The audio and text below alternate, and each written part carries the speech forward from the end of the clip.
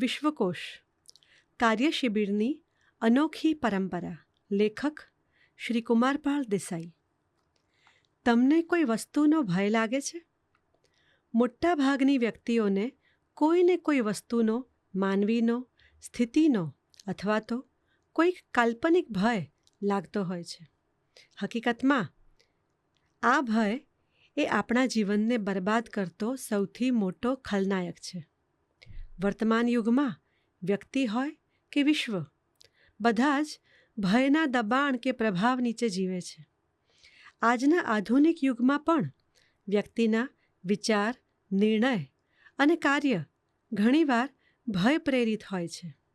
એમાં પણ પોતાના જીવનની પ્રગતિ માટે એના પ્રયત્નોમાં એની ભીતરમાં રહેલો ભય અવરોધરૂપ બનતો હોય છે. નિષ્ફળતાના ભયથી આજની યુવા પેઢી કેટલી બધી ઘેરાઈ ગઈ છે.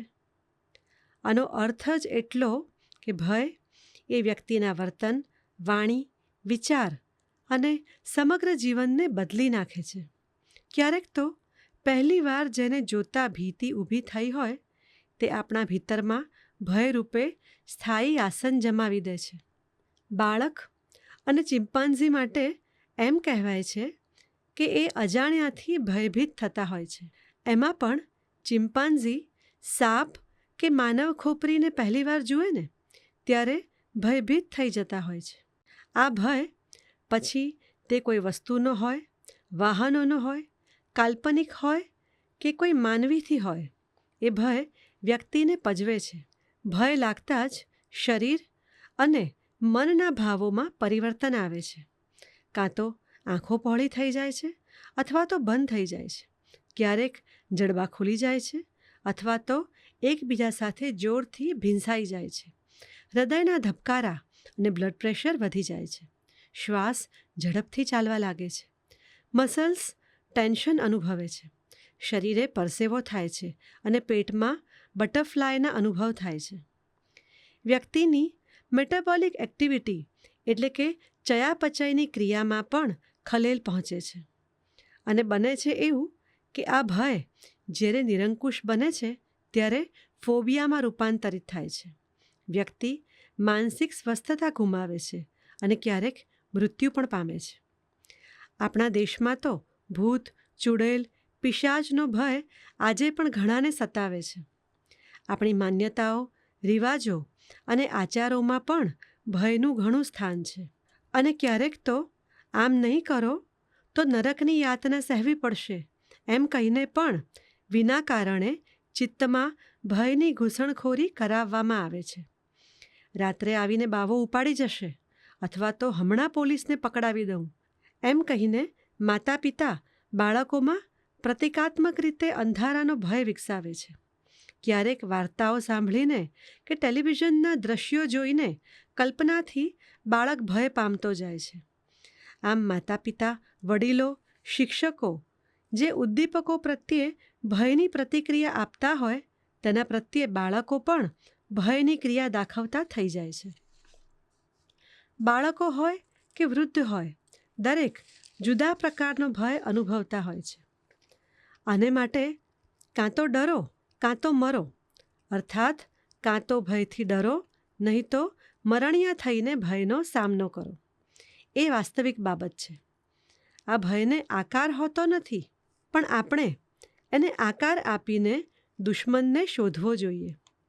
આ સંદર્ભમાં ગુજરાત વિશ્વકોશ ટ્રસ્ટે ભય નિવારણ વિશેની કાર્યશિબિરનું આયોજન કર્યું અને ક્રિએટિવિટી વિષયના નિષ્ણાત પ્રોફેસર અર્પણ યાજ્ઞિકે 2 દિવસ દરમિયાન ભય નિવારણ વિશેની કાર્યશિબિરનું સંચાલન કર્યું અને ભય નિવારણ માટેના કેટલાક પ્રયોગો પણ કર્યા. ક્રિએટિવિટી વિષયના નિષ્ણાત પ્રોફેસર અર્પણ યાજ્ઞિકે વટે યક્ષ, ભય એક ભ્રાંતિ નામનું પુસ્તક પ્રોફેસર પ્રીતિ દવે સાથે પ્રસિદ્ધ કર્યું છે. ઇંગ્લેન્ડથી પ્રસિદ્ધ થયેલ શૈક્ષણિક પાઠ્યપુસ્તકમાં એમનું ફિયર ઇન એન્ટરપ્રેન્યોરલ ડિસિઝન મેકિંગ નામનું પ્રકરણ અભ્યાસક્રમમાં છે. એમણે નિશાળ અને કોલેજના વિદ્યાર્થીઓ, યુરોપના ઉદ્યોગપતિઓ, અમેરિકાના સિનિયર સિટીઝન્સ અથવા પ્રસૂતા સ્ત્રી કે વ્યવસાય કરતી સ્ત્રીના ભયના સંદર્ભમાં જુદા જુદા દેશોમાં સેમિનાર કર્યા છે. તેઓ અમેરિકાની પેન યુનિવર્સિટીના કમ્યુનિકેશન વિભાગના એસોસિએટેડ પ્રોફેસર તરીકે કાર્યરત છે તથા વિશ્વના જુદા જુદા દેશોમાં વિવિધ ક્ષેત્રે પરિવર્તન દ્વારા કઈ રીતે ઝડપી વિકાસ સાધી શકાય તે વિષય પર વક્તવ્યો આપે છે. વિશ્વકોશ ભવનમાં યોજાયેલા આ 2 દિવસના કાર્યશિબિરમાં તેઓએ કહ્યું કે માનવીના સ્વાતંત્ર્ય પર ભય સૌથી મોટી તરાપ લગાવે છે. જ્યાં ભય છે ત્યાં મુક્તિ હોતી નથી. પહેલાં એ માનવીના મનમાં પ્રવેશે છે અને ધીરે ધીરે એના સમગ્ર અસ્તિત્વ પર ભય છવાઈ જાય છે. અને આ સંદર્ભમાં જુદી જુદી કાર્યશિબિરમાં વ્યક્તિઓમાં રહેલા ભયની ચિકિત્સા કરવામાં આવી. 71 વર્ષના વૃદ્ધા રેખાબેન, અહીં બધે જ નામ બદલ્યા છે. એમને છેલ્લા 55 વર્ષથી રૂનો ભય લાગે છે. તેઓ યુવાન હતા ત્યારે એક ઘટનાને કારણે એમનામાં આ ભય પેસી ગયો હતો. હજી એ ભય એમને સતત પરેશાન કરે છે. તેઓ પોતાનું કામ બરાબર કરી શકતા નથી. જ્યારે બેંકમાં કાર્ય કરતા યોગેશભાઈને જીવનમાં મોટર મેળવવાનું સ્વપ્ન હતું. એમનું સ્વપ્ન સિદ્ધ થયું, ડ્રાઇવિંગ લાયસન્સ પણ મળ્યું અને પોતે મોટર ચલાવી શકે તેમ છે, છતાં એમના મનમાં રહેલો છૂપો ભય એમને મોટર ચલાવવા દેતો નથી. એમને એવું લાગે છે કે જો એ રસ્તા પર એમની મોટર લઈને જશે તો સામેથી કોઈ મિસાઇલ ત્રાટકશે.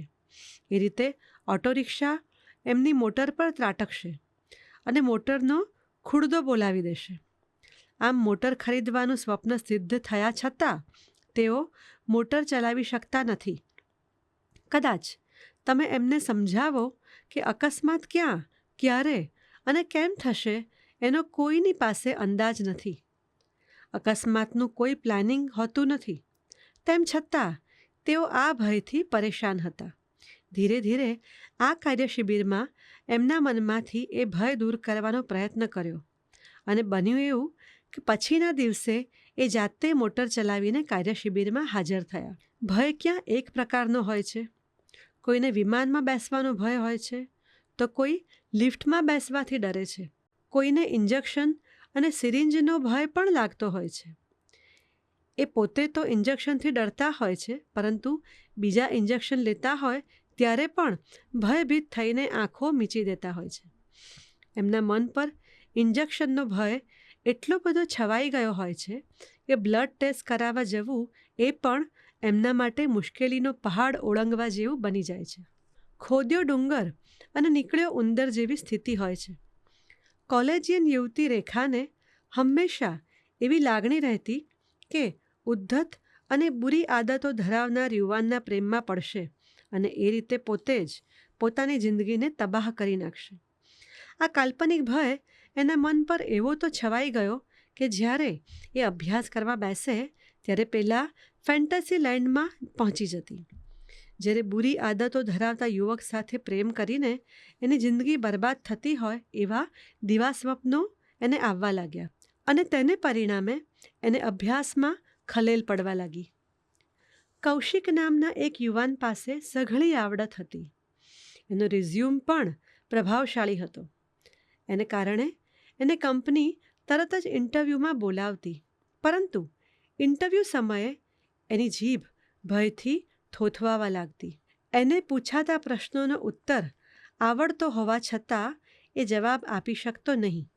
આવી સ્થિતિ યાસ્મીનની પણ હતી, જે કોલેજની મૌખિક પરીક્ષામાં પૂછાયેલા પ્રશ્નોનો ઉત્તર જાણતી હોવા છતાં એટલી બધી નર્વસ થઈ જતી હતી કે એ જવાબ આપી શકતી ન હતી.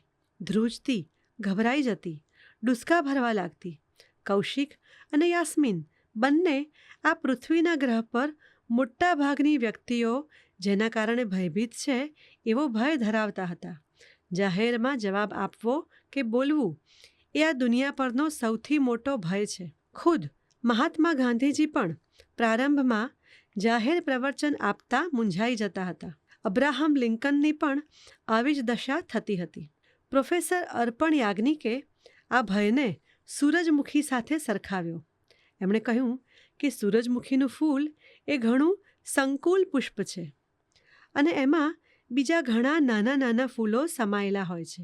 એ જ રીતે જાહેર વક્તવ્ય આપતી વખતે બીજા ઘણા નાના નાના ભય એમાં સમાવેશ પામે છે, જેમ કે ભૂલી જવાનો ભય, બોલતી વખતે ભૂલ કરી બેસવાનો ભય, પોતાના વક્તવ્યથી બીજાને નિરાશા થશે તેનો ભય, શ્રોતાઓની અપેક્ષાઓને સિદ્ધ નહીં કરી શકવાનો ભય, અથવા તો બોલતા બોલતા ફંબલ થઈ જવાનો ભય ઘણાને પરેશાન કરે છે.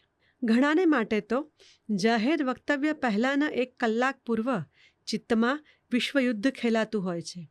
વ્યવસાય માટેના ઇન્ટરવ્યૂમાં ઘણીવાર તો ઓછી આવડત ધરાવતો ઉમેદવાર એની છટાદાર અભિવ્યક્ત કલાથી મેદાન મારી જતો હોય છે.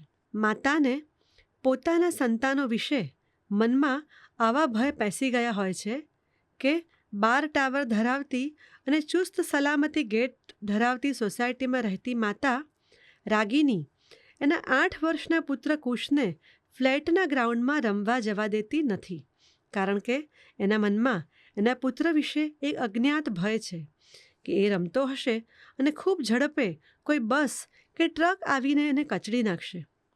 નોંધપાત્ર બાબત એ છે કે આ સોસાયટીની ચુસ્ત સલામતીમાં કોઈ અજાણી વ્યક્તિ પણ પ્રવેશી શકે તેમ નથી.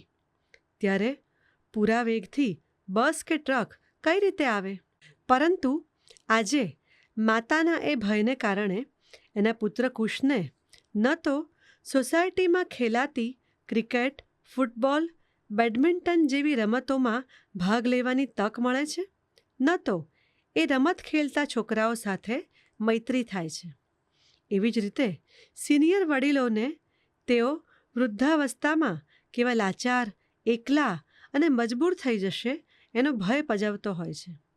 કેટલાક ભય રમૂજી પણ લાગે છે, જેમ કે ઘણાને ગરોળી અને વંદાથી બીક લાગતી હોય છે, કેટલાકને પ્રેશર કુકરની સીટીથી બીક લાગતી હોય છે, કેટલાકને ઊંચાઈ, પાણી, અંધારું, વેરાન સ્થળ, બંધિયાર જગા, કૂતરાઓ, પરીક્ષા અને નિષ્ફળતાથી ભય લાગતો હોય છે. પોતે સાવ એકલવાયા બની જશે એવો ભય ઘણાને સતાવતો હોય છે. આ સંદર્ભમાં ભય નિવારણની યુક્તિઓ બતાવતા પ્રોફેસર અર્પણ યાજ્ઞિકે કહ્યું કે ભય એ વ્યક્તિના વિચારો, કાર્યો અને નિર્ણયો પર પોતાનું નિશાન સાધીને એમાં પરિવર્તન આણે છે. ભયને કારણે વ્યક્તિના વિચારો બંધિયાર બની જાય છે અથવા તો અમુક દિશામાં એ વિચારી શકતા નથી. એ જ રીતે ભયને કારણે એનો જીવન વ્યવહાર પલટાઈ જતો હોય છે. જેનાથી ભયભીત હોય ત્યાંથી એ ભાગવાની કોશિશ કરે છે. એના નિર્ણયો પર પણ ભયગ્રસિત નિર્બળ મન અસર કરે છે. આથી વ્યક્તિ જ્યાં સુધી ભયની અસર કે એનો પ્રભાવ અનુભવે છે ત્યાં સુધી એ મુક્ત રીતે વર્તન કરી શકતી નથી. ભયના નિવારણ માટે સૌથી પહેલી વાત એ છે કે એનો સામનો કરવાની તૈયારી દાખવવી. એને માટે વ્યક્તિએ પોતાના ભયને આકાર આપવાની જરૂર છે. જેવો તમે ભયને આકાર આપશો કે એ સતત ગભરાવતો ભય નાનો થઈ જશે. એ પછી તમારે ભયને ઓળખીને એને જીતવાનો પડકાર ફેંકવો પડશે. એને વિશે જુદા જુદા ઉપાયોની પણ પ્રોફેસર અર્પણ યાજ્ઞિકે ચર્ચા કરી. આ રીતે ભય નિવારણની આ કાર્યશિબિરના અંતે દરેક ભાગ લેનારે પોતાની ભયમુક્તિનો અમુક અંશે અનુભવ કર્યો. ગુજરાત વિશ્વકોશ ટ્રસ્ટ દ્વારા આયોજિત ભય નિવારણની આ કાર્યશિબિર મોટા પાયા પર યોજવા માટે અનેક વડીલોએ આગ્રહ કર્યો, જેથી આગામી નવેમ્બર મહિનામાં માત્ર સિનિયર સિટીઝન્સ માટેની ભય નિવારણની કાર્યશિબિરનું આયોજન કરીશું.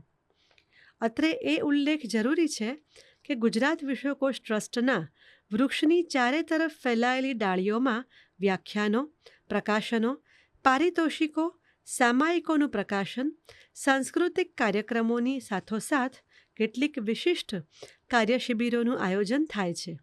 અહીં સાહિત્યિક દ્રષ્ટિએ કવિતા શિક્ષણ, લેખન શિબિર કે જોડણી શુદ્ધિની કાર્યશિબિર થઈ છે. વૈભવ આરેકર જેવા પ્રસિદ્ધ નૃત્ય નિર્દેશકની ભારતનાટ્યમની ત્રિદિવસીય કાર્યશિબિર યોજાઈ હતી. તો હસ્તપ્રત વિદ્યા અને પ્રૂફ વાંચન વિશેની કાર્યશિબિર યોજાઈ હતી. પ્રજ્ઞાચક્ષુઓ માટેની યોગ શિબિર વિશિષ્ટ બની રહી, જેમાં 40 પ્રજ્ઞાચક્ષુ બહેનોને યોગની તાલીમ આપવામાં આવી. 3 બહેનોની સાથે એક કોચે કામગીરી બજાવી અને તાલીમ લેનારી પ્રજ્ઞાચક્ષુ બહેનોએ કહ્યું, યોગથી એમનામાં એક પ્રકારનો આત્મવિશ્વાસ જાગ્યો અને પ્રાણાયામ જેવા જુદા જુદા આસનો શીખવા મળ્યા. તો વળી દૂર દૂરની વ્યક્તિઓને રોબોટિક્સ વિશેની માહિતી મળે તે માટે 2022માં કુલ 30 કલાકનું શિક્ષણ આપતો રોબોટિક્સનો વર્કશોપ યોજવામાં આવ્યો. સામાન્ય રીતે આવા અભ્યાસક્રમની ફી 30,000થી 40,000 હોય છે, જ્યારે આમાં 2,000 રૂપિયાની કીટ સહિત માત્ર 5,000 રૂપિયાની ફી રાખવામાં આવી. તાજેતરમાં કેલિગ્રાફીનો વર્કશોપ યોજાઈ ગયો અને હવે પછી અત્યંત પ્રાચીન એવી બ્રાહ્મી લિપિ અને આર્ટિફિશિયલ ઇન્ટેલિજન્સની કાર્યશિબિર યોજવાનું આયોજન કર્યું છે. આનાથી એક વિશેષ લાભ એ પ્રાપ્ત થાય છે કે બાળકથી માંડીને વૃદ્ધ સુધી વ્યવસાય ધરાવતા અથવા તો રોજગાર નહીં ધરાવતી વ્યક્તિઓ, કશુંક સર્જન કરવા ચાહતી વ્યક્તિઓ કે કોઈ નવા ક્ષેત્રમાં ઝંપલાવવા ઈચ્છતી વ્યક્તિઓ એ સૌ કોઈ વિશ્વકોશ ભવનમાં આવે છે. આ વિદ્યાકીય વાતાવરણનો અનુભવ કરવાની સાથોસાથ એના અનેકવિધ કાર્યો અને આયોજનોનો પરિચય પામે છે અને કોઈ વિશિષ્ટ વિષયની તાલીમ પામે છે.